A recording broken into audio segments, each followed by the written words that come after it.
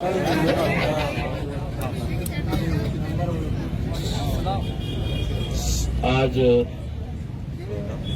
महाराष्ट्र के गृह मंत्री,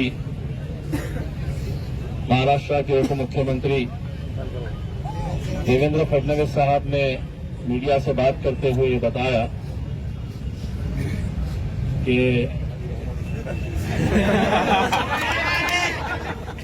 चलिए आप भी बोल रहे हैं।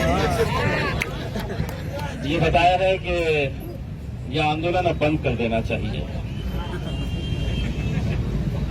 तो मैंने ये फैसला लिया है आपके बोलने के ऊपर, यह आंदोलन बंद नहीं होगा।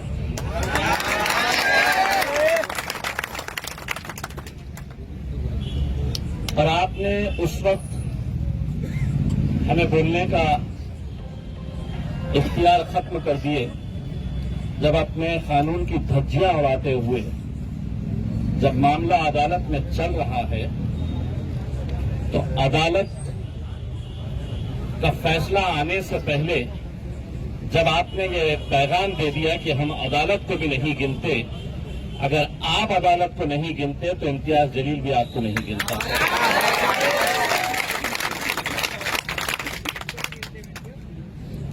मुझे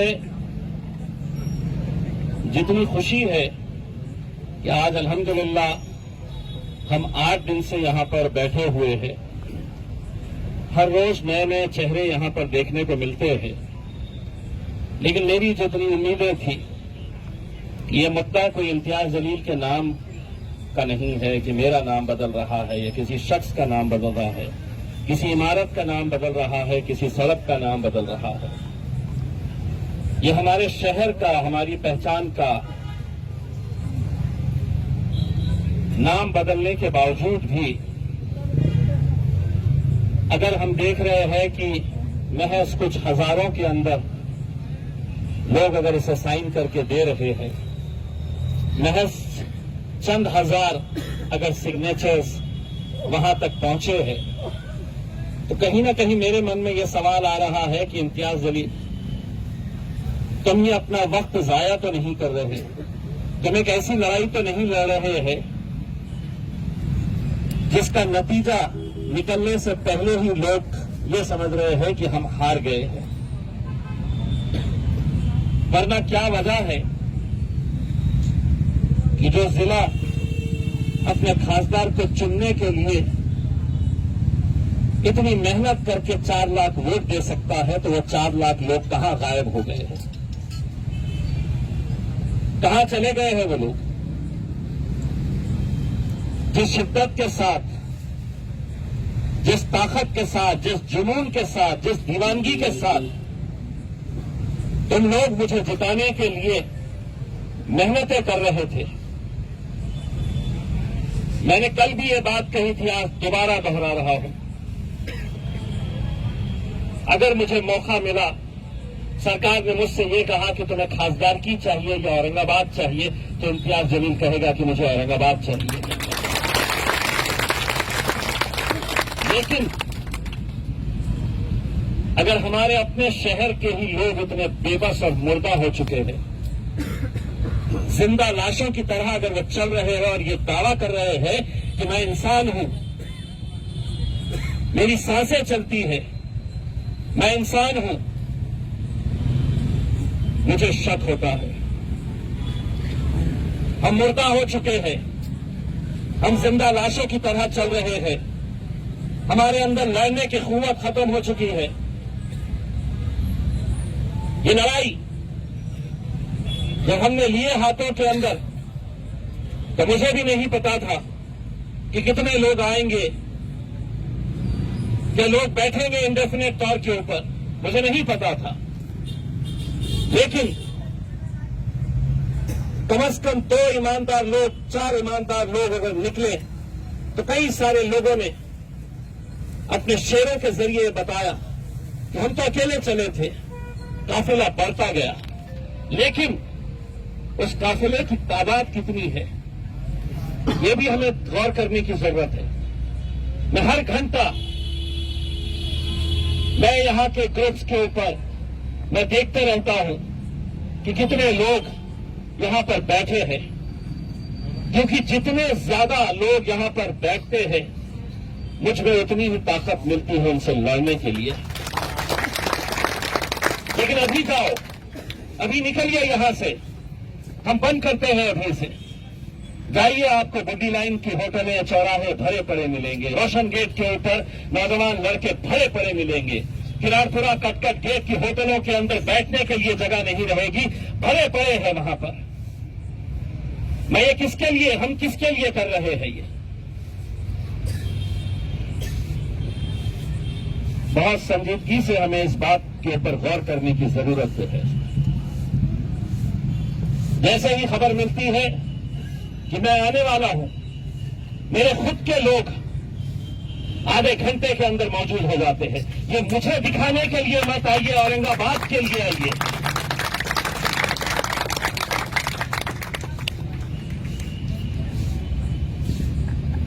मेरे भाइयों, आपने देखा होगा कि जिस आंदोलन को आपने शुरू किया है उसकी गूंज कहां तक सुनाई दे रही है। विधानसभा के अंदर, विधान परिषद के अंदर हर मंत्री, आमदार, हर एक की जबान के ऊपर यह है। पुलिस प्रशासन, सरकार, हुकूमतें, सेंट्रल गवर्नमेंट पूरी इस बात के ऊपर नजर रखे हुए है। ये कैमरा पुलिस का है,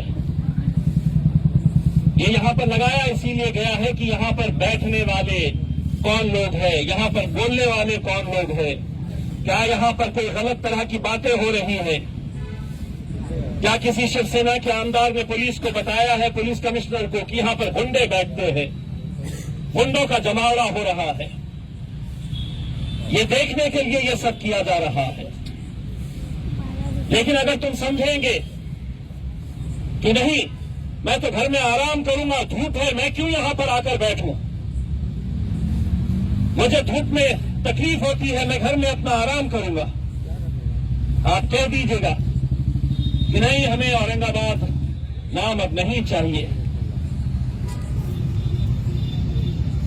10 मिनट लगेंगे हमें ये मंडप निकालने के लिए, अपने अपने घरों को चले जाएंगे। आपके दिल में क्या रहेगा मुझे नहीं मालूम, लेकिन इम्तियाज जलील के दिल के अंदर ये जिंदगी भर ये बात रहेगी कि कोई मेरा साथ दिए ना दिए, लेकिन इम्तियाज जलील, तूने ईमानदारी के साथ मेहनत करी थी, कोशिश करा था तूने। क्या वजह है कि आज मुशायरे का कार्यक्रम रख लीजिएगा। अभी हुआ था कुछ दिन पहले, भरा पड़ा था, हॉल भरा पड़ा था, बैठने के लिए जगह नहीं थी, मुशायरा चल रहा था, शेर व शायरी सुनना है। आम खास मैदान के ऊपर मैंने आईजे फेस्टिवल किया, 21 दिन का फेस्टिवल था, बैठने के लिए जगह नहीं रहती थी, बैठने के लिए जगह नहीं रहती थी। क्रिकेट देखने आ रहे हैं, फुटबॉल देखने आ रहे हैं, गजलों का प्रोग्राम, कव्वाली सुनने के लिए आ रहे हैं। कहां मर गए हैं, कहां चले गए हैं वो लोग? क्या इन बातों को संजीदगी से गौर करने की जरूरत नहीं है? और हम इसे संजीदगी से नहीं ले रहे हैं, इसीलिए अब सरकार को भी लग रहा है कि ये कितने दिन बैठेंगे, कितने दिन बैठेंगे, कितने दिन लड़ेंगे। क्या हमारी जिम्मेदारी नहीं है कि हम घर घर जाए, फॉर्म भरे, जो लोग नहीं भर रहे? क्या यहां पर इस पेंडॉल के अंदर बड़े लिखे, बड़े अच्छे अच्छे डॉक्टर्स, बड़े अच्छे अच्छे वकील, बड़े अच्छे अच्छे प्रोफेशनल्स, कितनों को देखा है आपने? नहीं, उनको तो अपना सेक्युलरिज्म जिंदा रखना है कि नहीं, मैं गया तो तस्वीर में आ जाऊंगा, मैं गया तो दूसरों की नजरों के अंदर आ जाऊंगा। तुम यहां नहीं आकर हमारी नजरों के अंदर गिर जा रहे हैं, तुम हमारी नजरों से गिर रहे हैं तुम। वरना चलिए, कल हम मुशायरे का प्रोग्राम रखते हैं, बड़े बड़े शोरा को बुलाते हैं, पहली सफ में बैठने के लिए मरेंगे, पहली सफ में बैठना है मुझे।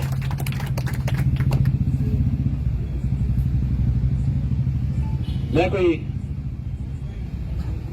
देखिए मुझ पर भी बहुत इल्जाम लगते हैं, बहुत इल्जाम। आप मेरा फेसबुक पेज खोल के देखिएगा, मेरी इस तकरीर के बाद आप देखिएगा मेरे फेसबुक पेज के ऊपर अगर 500 कमेंट्स आते हैं तो 400 सिर्फ मुझे गालियां देने वाले आते हैं, सिर्फ गालियां देते हैं मुझे। तुझे अगर इतना ही है तो पाकिस्तान चले जा। मैं क्या जवाब दूं उन्हें, क्या बोलना चाहिए मैंने उन्हें कि नहीं, मैं मुट्ठी भर लोगों को लेकर यहां पर बैठा हुआ हूं और बहुत बड़े एक मकसद को हासिल करने की मैं कोशिश कर रहा हूं। मुट्ठी भर लोगों को, हमारी आबादी क्या है, इतने जो लोग यहां पर खड़े हैं, ये तो मेरे हिसाब से कटकट गेट के अंदर 4 होटलों के अंदर बैठे होंगे। क्या ये सच्चाई नहीं है?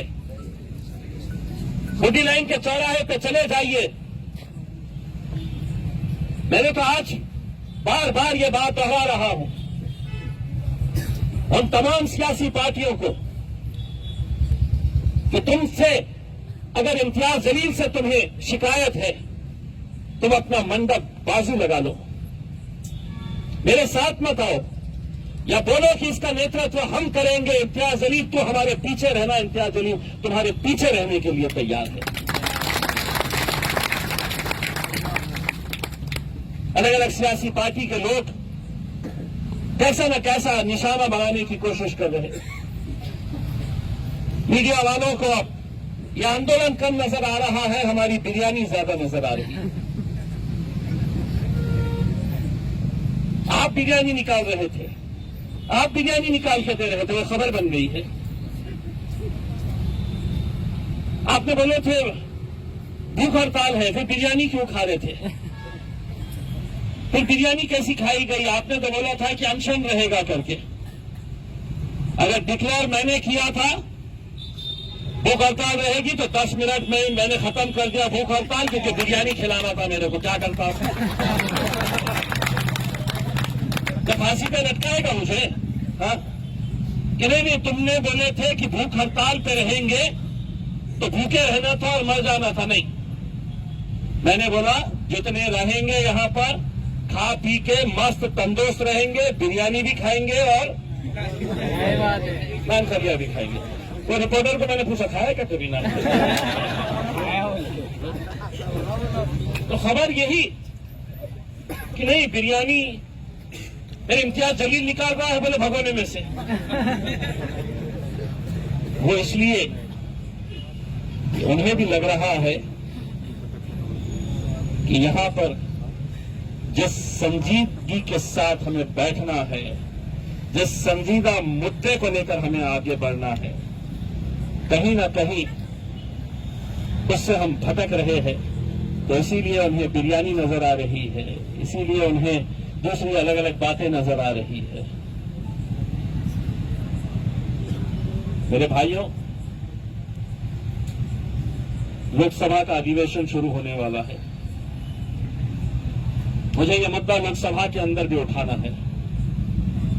क्या इसका मतलब यह रहेगा कि इम्तियाज जलील तुम दिल्ली चले गए तो हम अपने घर चले गए? ये लड़ाई आप लोगों की है, ये लड़ाई हम सब की है, हम सबको मिलकर लड़ना है। आज ये अल्लाह का शुक्र है कि इम्तियाज जलील को इस मुकाम के ऊपर आप लोगों ने पहुंचाया है। लेकिन क्या अगर मैं यहां का सांसद नहीं रहता, खासदार नहीं रहता, मेंबर ऑफ पार्लियामेंट नहीं रहता, यकीन मानिए जितनी ताकत के साथ यहां पर खड़ा हुआ हूं, अगर एमपी नहीं भी रहता तो उतनी ही ताकत के साथ अपने औरंगाबाद को बचाने के लिए खड़े रहता।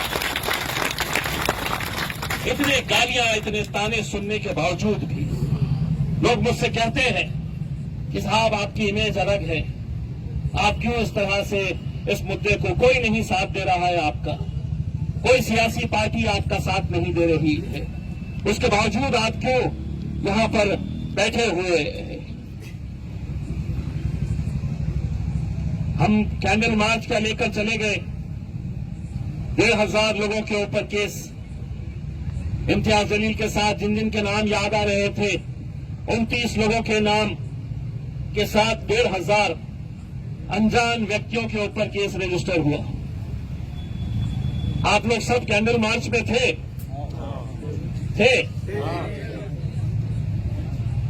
अब पुलिस मेरे साथ खेल रही है, मैं उनके साथ कैसा खेलता हूं देखिए।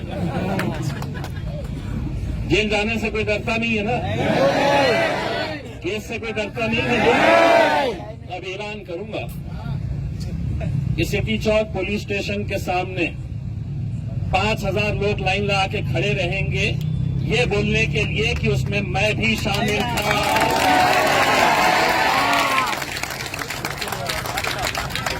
लाइन लगा के खड़े रहेंगे और अनजान कुछ नहीं है। बोलना मेरा नाम ये है। मैं कैंडल लेकर बड़ी मोमबत्ती लेकर चल रहा था यहाँ से लेकर गेट तक। मेरा नाम लिखो, क्योंकि मेरा नाम है, मैं कोई अनजान नहीं हूं। तो मेरे खिलाफ करो, मैं 5,000 लोगों को पुलिस स्टेशन के सामने खड़े करूंगा। तुम सबको मेरे साथ चलना होगा। जमहूरियत के अंदर हमें इख्तियार नहीं है कि हम आंदोलन नहीं कर सके। सारे कानून तुम्हारे लिए बने हुए कि तुमने जो बोल दिया और हमने खामोशी के साथ सर झुकाकर जी साहब आपने बोल दिए हैं, अब आंदोलन वापस करो। तो अब इम्तियाज जलील कहेगा हाँ, आप तो गृह मंत्री हैं, आपका सुनूंगा मैं। अरे चलिए, आपके जैसे कितने आए और कितने गए हैं। जनता जिसके साथ रहती है, हुकूमत उनके साथ रहती है। और औरंगाबाद की जनता इस मुद्दे के ऊपर एक ताकत के साथ खड़ी हुई है। एक दूसरी बात, अगर जोर जबरदस्ती से अगर यह आंदोलन को बंद करने की कोशिश की गई, मैं सरकार और प्रशासन को बताना चाहता हूं कि यह आंदोलन कुछ भी नहीं है। इससे बड़ा आंदोलन मैं खड़ा करूंगा अगर जबरदस्ती इसे बंद करना है। हम इस पंडाल के अंदर बैठे हैं, हमारा जमहूरी इख्तियार है, अधिकार है हमारा। ये कई ऐसे आंदोलन इसी जिलाधिकारी दफ्तर के सामने यहां पर होते हैं, कई दिन तक चलते हैं, कई दिन तक, कई महीनों तक डिविजनल कमिश्नर ऑफिस के सामने, कलेक्टर ऑफिस के सामने चलते हैं। और हम किसके लिए? हम अपने जाति किसी काम के लिए नहीं बैठे हैं, हम अपनी पहचान को बचाने के लिए यहां पर बैठे हुए। मेरे भाइयों, मुझे भी मालूम है, पहले दिन जब बैठे तो बहुत सारे लोग बैठे, दूसरे दिन सुबह जोश में बहुत सारे लोग आए, दूसरे दिन उनकी तादाद घटी, तीसरे दिन घटी। फिर अब्दुल्ला भाई को किसी ने तंज मारकर कहा कि वहां पे तो लोग ही नहीं है, तो उन्होंने जवाब दिया 4 लगेंगे करके। लेकिन आप ये सोचिएगा कि आप यहां पर जब बैठते हैं तो जिलाधिकारी के दफ्तर के अंदर खिड़कियों से लोग झांक कर देखते हैं कि कितने लोग बैठे हुए हैं करके। आईबी के लोग डेली अपनी रिपोर्ट देते हैं केंद्र सरकार को, राज्य सरकार को, कि आंदोलन बढ़ता जा रहा है या घटता जा रहा है। आपके जोश को देखकर वो अपनी रिपोर्ट तैयार करते हैं कि ये सिर्फ हुल्लड़बाजी करने के लिए आए हैं, ये सिर्फ तमाशा बनकर आए हैं यहाँ पर कि क्या तमाशा चल रहा है देखें। ये सही मानों में इनके अंदर एक बेचैनी है, एक तकलीफ है, एक दर्द है कि नहीं, मुझे इसके खिलाफ लड़ना है, डट के खड़े रहना है। आप सबको मैं अदबन गुजारिश करना चाहूंगा कि मैं रहूं ना रहूं, ये लड़ाई आप लोगों की, हम सब की लड़ाई है। हम सबको मिलकर इसको, हमें भी मतलब सुप्रीम कोर्ट के अंदर हमने अवैसी साहब के जरिए सुप्रीम कोर्ट के कुछ अच्छे लॉयर्स के साथ मीटिंग हमने रखवाई है दिल्ली में, उनके साथ हम डिस्कस करेंगे। लेकिन मैं बार बार जो बात कहता हूं, जो लोग मुझसे ये कहते हैं कि क्या हो गया है, क्या होगा, सरकार ने निकाल दिया है। ये आंदोलन की गूंज अदालत तक भी पहुंचनी चाहिए। ये आंदोलन की आवाज अदालत तक भी पहुंचनी चाहिए, वरना सरकारी वकील तो खड़े रहकर यूं कह देगा कि साहब कोई नहीं था विरोध करने वाला, हंसी खुशी लोगों ने कबूल कर लिया, हमने जब नोटिफिकेशन निकाला कोई सड़क पर नहीं आया, कोई आंदोलन नहीं हुआ, किसी तरह का किसी ने कोई विरोध नहीं किया। क्या होगा फिर? और लोग कहते हैं कि नहीं क्या होगा, क्या हासिल कर लेंगे, आप यहां पर बैठे हुए हैं, दिन भर बैठे हुए हैं। मैं कितनों को कैसी कैसी बातें समझाऊंगा, मैं कितना समझाऊंगा। मुझे कोई शौक नहीं है। यहाँ के कोई हमारे जो जिम्मेदार यहाँ पर दिन भर मेहनत कर रहे हैं वो ऐसे ही अपना वक्त ज़ाया नहीं कर रहे हैं।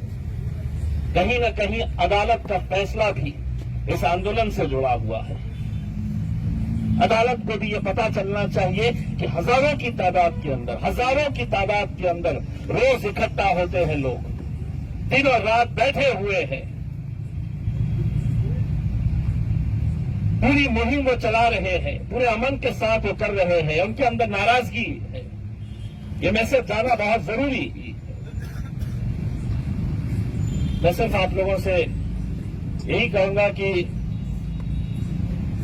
मैं अगर दिल्ली में सुप्रीम कोर्ट के अंदर ये लड़ाई क्या कैसी हो सकती है, हाई कोर्ट के अंदर अभी मामला चल रहा है, हाई कोर्ट के अंदर भी 27 तारीख के दिन की जो डेट है उसमें हम क्या कर सकते हैं, इन सब बातों के लिए हमें वहां पर भी जाकर चर्चा करने की जरूरत है। मैं आप लोगों से यही गुजारिश करूंगा कि जब मैं इलेक्शन लड़ रहा था 2019 का, तो मैंने एक नारा दिया था कि हर कोई अपने आप को इम्तियाज जलील, मैं भी इम्तियाज जलील हूं। मैं अगर दिल्ली में बैठकर अगर कोई तस्वीर देखूं कि यहां पर महज 8, 10, 20 लोग बैठे हुए हैं तो मुझे बहुत तकलीफ होगी इस बात की। और मैं अगर ये पंडाल भरा हुआ देखूं, मैं अगर इस सड़क के ऊपर लोगों का हुजूम देखूं, तो मुझे भी फख्र होगा कि एक इम्तियाज जलील वहां चला गया है, लेकिन इतने इम्तियाज जलील यहां पर मौजूद हैं।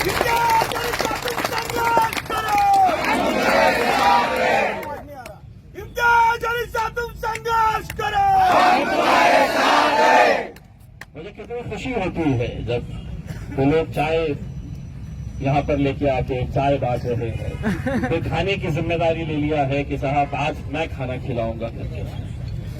ये भी एक तरह की एक खिदमत कर रहे हैं उन बच्चों के लिए जिन्होंने अपना कारोबार छोड़कर यहाँ पर आकर बैठे हैं। आज हमारे ही बीच में लोग कहते हैं कि साहब कल का खाना मैं भेज रहा हूं। मैं भी चाहता हूं कि ये पब्लिक मूवमेंट बनना चाहिए इसमें, कि मैं नहीं आ सक रहा हूं तो चलिए जो बच्चा बैठा हुआ है उसको कम से कम मैं चाय पिलाऊं, उसको कम से कम मैं खाना खिलाऊं। ये पब्लिक मूवमेंट है, कोई हम किसी के दावत में नहीं आए हैं, किसी की शादी में या किसी का लंगर नहीं चल रहा है यहाँ पर। ये मूवमेंट बनना चाहिए उसमें। जब इस्तेमाल होता है तो आपने देखे हैं कि हर इंसान अपने हिसाब से उसमें खिदमत करता है, कोई खुद जाकर वहां पर करता है, कुछ अनाज भेजता है। ये एक मूवमेंट रहता है, एक अच्छा काम के लिए मैं अपना हाथ बता रहा हूं। ये भी किसी तरह से एक ऐसा ही हमारा इज्तिमा है जिसके अंदर हम यहां पर आज आपको लग रहा होगा कि ये तो शहर का नाम बदला जा रहा है, इसका दीन से क्या लेना देना है। लेकिन आप समझ नहीं रहे हैं, ये तो सिर्फ शुरुआत है, ये सिर्फ शुरुआत है। कल अगर यही सरकार ने अपने आंकड़ों के बलबूते के ऊपर कि मेरे पास तो हुकूमत है, मैं फरमान जारी कर दूंगा कि अब अनीस के सर के ऊपर टोपी नहीं रहेगी, वो जब सड़क के ऊपर निकलेगा तो उसके सर पे टोपी नहीं रहनी चाहिए, क्योंकि यूनिफॉर्म सिविल कोड है इस देश के अंदर। अब अपनी मजहबी शिनाख्त हम सड़क के ऊपर नहीं दिखा सकते हैं, और कर सकती है क्योंकि हम तो मुर्दार हो चुके हैं, हम तो मर चुके हैं, हम तो जिंदा लाशों की तरह अपनी जिंदगी गुजार रहे हैं। हमें क्या लेना देना है? साहब मैं थोड़ी टोपी पहनता हूं, ये तो अनीस पहनता है, अनीस के सर पे से टोपी निकली है, मेरा क्या लेना देना है? शुरुआत सिर्फ यहां से होगी, कभी हिजाब के ऊपर चले जाएंगे। हम लड़ रहे हैं इसलिए हम बच रहे हैं। सीए एनआरसी के वक्त में अगर हमारी माएं बहनें नौजवान महीनों तक अगर शाहीन बाग बनाकर पूरे हिंदुस्तान में अगर नहीं बैठते तो आज सीए एनआरसी लागू हो जाता। इसीलिए हम सलाम करते हैं उन बहनों का, उन माओं का जो महीनों तक सड़कों के ऊपर बैठी है। आप लोग जिम्मेदारी लीजिए, अपने मोहल्ले के अंदर अपने पड़ोसी के पास जाइए, पूछिए कि तूने फॉर्म भरा है या नहीं भरा है। वो फॉर्म्स भरिएगा, भर के सबमिट करिएगा। इतना काम तो हम कर सकते हैं। अगर फॉर्म्स नहीं है तो किसी से मदद लीजिएगा, यहां से फॉर्म्स कलेक्ट करिएगा। हमारे वॉलंटियर्स को बोलिएगा कि मैं जाऊंगा, मुझे फॉर्म दीजिएगा, मैं भर कर लेकर आऊंगा। इतना काम भी अगर हम नहीं करेंगे और ये उम्मीद करेंगे कि नहीं अब ये फैसला आ जाएगा क्योंकि हम बैठे हुए हैं यहां पर, तो नहीं होने वाला है। हर तरह की लड़ाई हम ऑब्जेक्शन जितने ज्यादा डालेंगे, कहीं ना कहीं अदालत के अंदर वो गट्ठे हम ले जाकर अदालत के सामने रखेंगे कि अगर इतने ऑब्जेक्शंस आए हैं, लोगों की ये भावना है, लोगों की ये मांग है, तो तुम्हें इसकी दखल लेनी होगी। अगर आएंगे ही नहीं, आएंगे ही नहीं।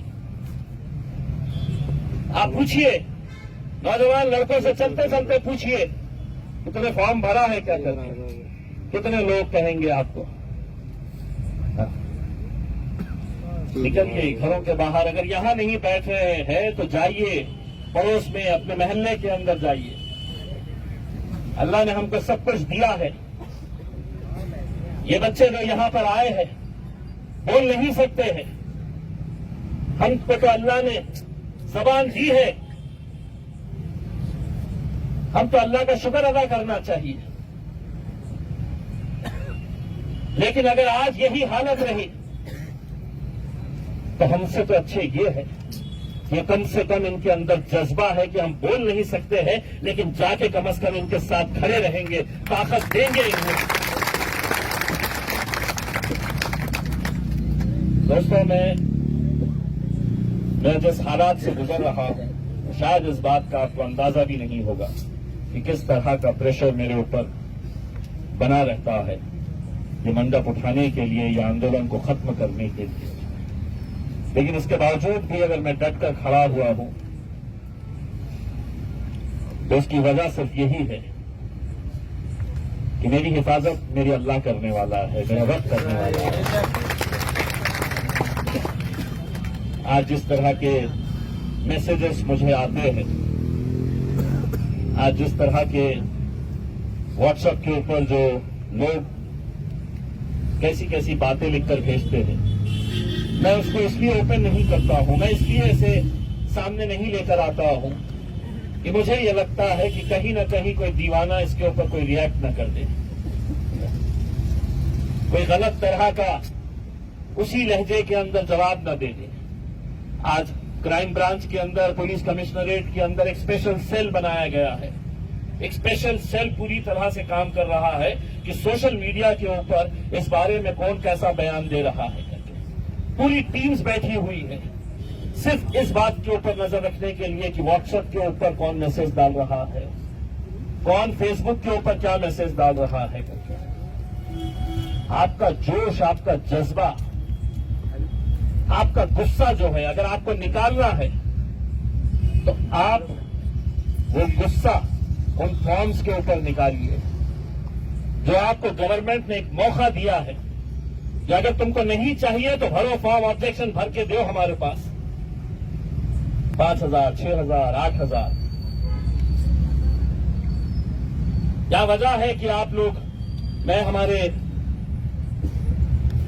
पठानी में जो बैठे हुए हैं शाहिद मतीन साहब, पहले दिन से मैं देख रहा हूं, सुबह से लेकर रात तक, रात से लेकर सुबह तक वो यहां पर बैठे रहते हैं। मैं कभी मिला नहीं था उनसे, लेकिन उनको जब भी देखता हूं तो उनके लिए इज्जत बढ़ जाती है, क्योंकि आप जैसे लोगों का जज्बा ही इंशाअल्लाह हमें कामयाबी की तरफ लेकर जाएगा। अगर वो बैठ सकते हैं तो आपके में क्या तकलीफ है, मुझे ये बताइए। जागने की रात, बड़ी रात आई तो हम मोटरसाइकिलों के ऊपर निकलते हैं, रात रात भर जागते हैं, हम करते हैं ये सब चीजें। मैं आज बहुत तकलीफ के साथ यहां पर आया, बहुत दुख लेकर इस बात के लिए आया मैं कि अगर हम इतनी आसानी के साथ अगर ये लड़ाई तो हम हार की तरफ अगर लेकर जा रहे हैं तो उसके लिए कोई और जिम्मेदार नहीं रहेगा, हम खुद उसके लिए जिम्मेदार रहेंगे। हमें सोचने की जरूरत है कि हम क्या चाहते हैं। बस आप लोगों से इम्तियाज जलील यही अदबन गुजारिश करना चाहता है कि मेरा सर शर्म से झुकने मत दो। हर रोज सुबह उठता हूं तो मीडिया वाले आ जाते हैं कुछ ना कुछ पूछने के लिए। तब ये न कहे कि इम्तियाज जलील तुमने तो बड़े फखर के साथ इतना बड़ा पेंडॉल लगाया था, जाकर देखो वहां पर कितने लोग बैठे हुए हैं करके। वो वक्त मत आने दीजिएगा, क्योंकि ये अल्लाह की तरफ की बात है कि आप लोगों की मेहनत की वजह से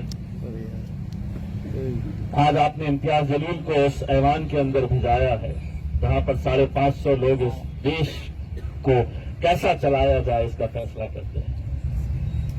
कल 2024 के अंदर मुझे मालूम है कि ये पूरे के पूरे एक साथ मिलने वाले हैं, पूरे के पूरे एक साथ जाने वाले हैं और सबके निशाने के ऊपर सिर्फ मैं रहने वाला हूं। लेकिन उसके बावजूद भी मैं ये कहता हूं कि मुझे अगर औरंगाबाद मिल गया और इसके बावजूद मैं अगर हार गया तो मुझे उस हार के अंदर इतनी तकलीफ नहीं होगी। मेरा औरंगाबाद जीतना चाहिए, मेरा शहर, मेरा जिला जीतना चाहिए, वो नाम जीतना चाहिए। इज्जत का और जिल्लत का देने वाला तो खुदा है। नहीं रह के भी बहुत सारी इज्जत अल्लाह अगर देना चाहा तो दे सकता है। बस आप लोगों से यही अदबन गुजारिश है कि मैं परसों दिल्ली जाऊंगा। कल का एक दिन संडे है, बहुत सारे लोगों के पास छुट्टी होती है, कारोबार बंद होते हैं। आप अपना वक्त निकालिए, जितने ज्यादा रजिस्ट्रेशन हो सकते हैं वो रजिस्ट्रेशन करिए। अबुल हसन साहब ने खुद ने कितने हजारों की तादाद के अंदर रजिस्ट्रेशन करवाए हैं, बहुत सारे लोगों ने करवाए हैं। हमारे कॉर्पोरेटर्स को भी मैं ये बताना चाहूंगा, पूछना चाहूंगा कि कितने अपने अपने लेवल के ऊपर काम किए जा रहे हैं करके। तो हर एक की जिम्मेदारी समझ के इस काम को आगे बढ़ाइएगा। इंशाअल्लाह यकीनन हमें कामयाबी मिलेगी। यहाँ पर आके जब बैठता हूँ और बहुत सारे नौजवानों को सुनता हूँ, कितना अच्छा बोलते हैं। कहाँ है वो छोटे से साहब, चले गए माशाअल्लाह से। इन्हीं लोगों को सुनकर मुझे भी बोलने का अल्हम्दुलिल्लाह हुनर आ रहा है कि इतना अच्छा ये लोग बोलते हैं इसमें। लेकिन 2 दिन चूंकि विधानसभा को छुट्टी है, मुंबई के जितने भी नेता है 2 दिन यहीं पे आ गए हैं, तो हम 2 दिन उनको बस सिर्फ इम्तियाज जलील ही लगने वाला है इसके अंदर। उसकी फिक्र मत करिएगा। उसमें अभी कोई मीडिया वाले साहब मुझे सुना रहे थे कि ये नेता, ये आमदार साहब ने आपके बारे में ऐसा कहा। उसके बारे में मैं बहुत ज्यादा छोटे मोटे चिल्लर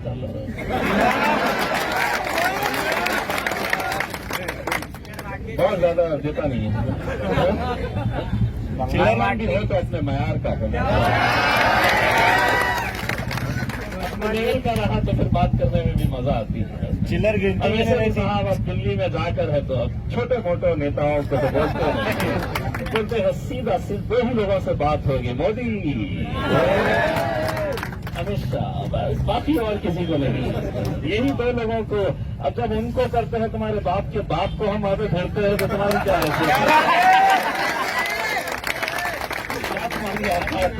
कि हम तुम्हारे को गिनेंगे करके। हम उनको नहीं गिन रहे हैं तो कम क्या चीज है कि स्पोर्ट की बोली। खैर अल्हम्दुलिल्लाह बहुत बहुत आप लोगों का शुक्रिया और उम्मीद करता हूं मैं कि मेरी बातों को आप संजीदगी से लेंगे, एक भाई की तरफ, एक भाई की हैसियत से, एक दोस्त की हैसियत से, एक आपके चाहने वाले की हैसियत से आप लोग इसको संजीदगी से लेंगे और कल ही आप लोग ये दिखा देंगे कि हमने ये आंकड़ा किस तरीके से बढ़ाए है, फॉर्म्स भरने का, यहाँ पर बैठने का और ये आंदोलन को जारी रखने का। बहुत बहुत शुक्रिया आपको।